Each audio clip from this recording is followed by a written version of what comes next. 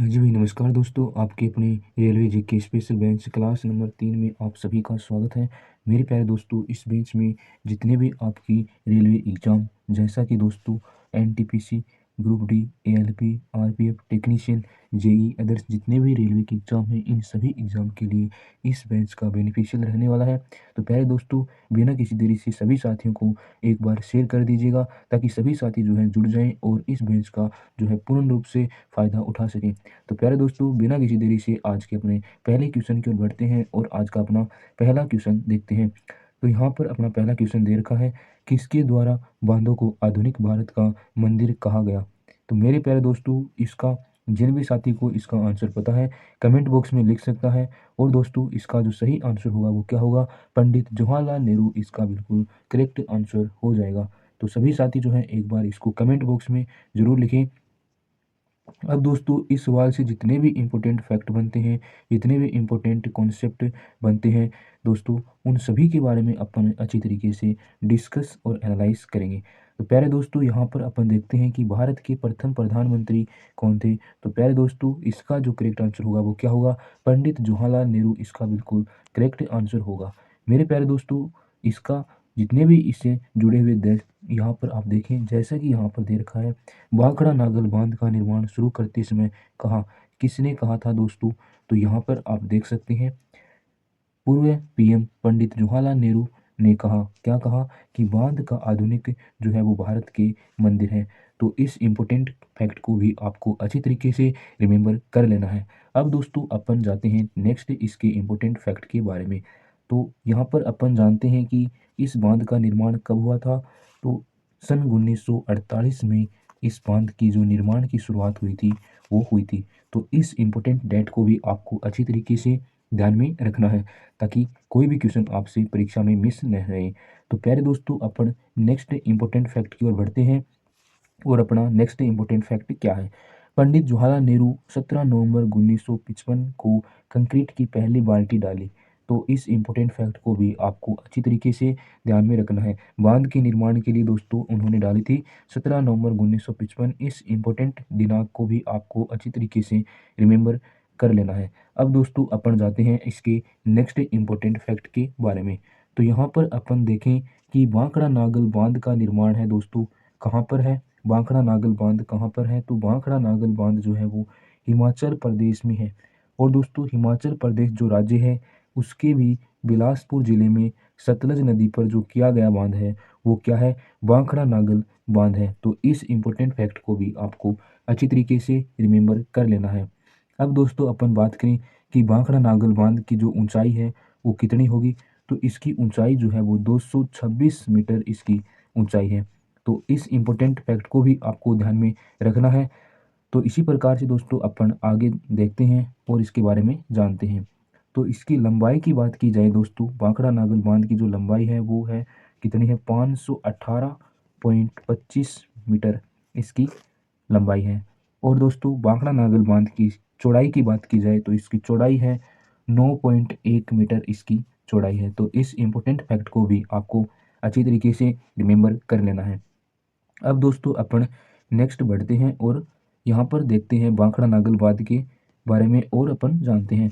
तो यह हमने हो गया कि भाखड़ा नागल बांध जो वो हिमाचल प्रदेश के बिलासपुर जिले में है। और दोस्तों, अपस्ट्रीम भाखड़ा गांव के पास स्थित है। अपस्ट्रीम भाखड़ा गांव के पास स्थित है। तो इस इम्पोर्टेंट फैक्ट को भी आपको अच्छी तरीके से रिमेंबर कर लेना है।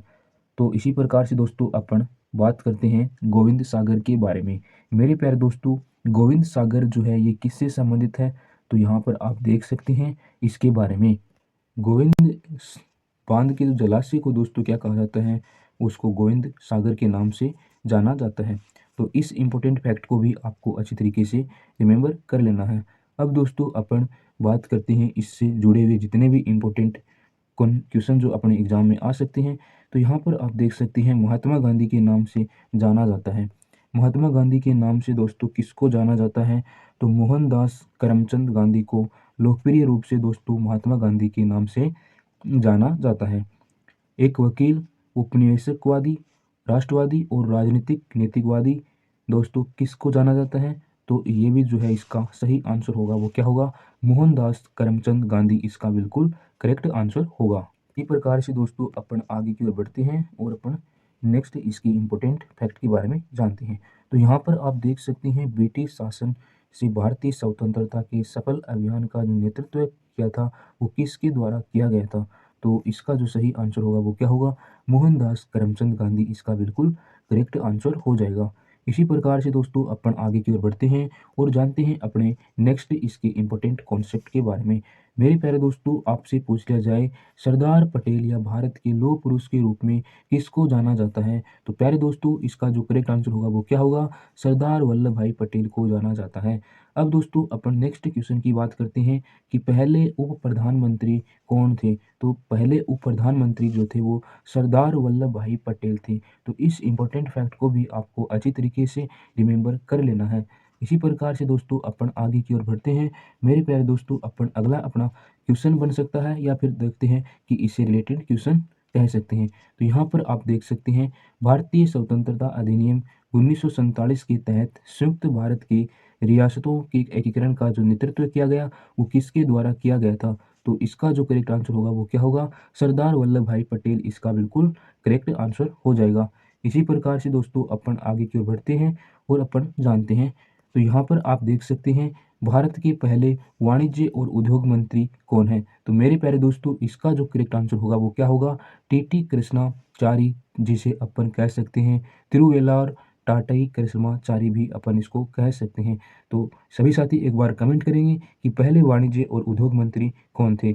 इसी प्रकार से दोस्तों अपन जानते हैं इसके बारे में और तो यहाँ पर दोस्तों 2 बार जो भारत के वित्त मंत्री के रूप में कार्यभार संभाला है वो उनका नाम क्या है, टीटी कृष्णाचारी तिरुवेलोर टाटाई कृष्णाचारी। और दोस्तों 2 बार कब कब कौन से वर्ष, तो पहला तो उन्होंने जो है सन 1956 से लेकर 1958 के बीच में अपना कार्यकाल किया और सन 1964 से लेकर 1966 के बीच भी उन्होंने इस प्रकार से उन्होंने 2 बार उन्होंने मंत्री का पद अपना जो है संभाला। तो इस प्रकार से आप इसको अच्छी तरीके से रिमेंबर कर लेना है।